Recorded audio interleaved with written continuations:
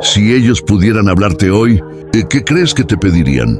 Ellos no pueden pedir ayuda, pero tú puedes ser su voz. Cuando la tierra tiembla, ellos también sienten miedo. Dios puso ángeles en esta tierra para protegerlos.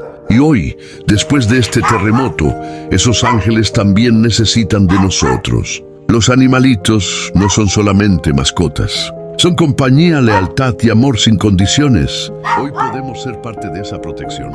Si puedes ayudar, ayuda. Si puedes donar, dona. Si puedes compartir, comparte.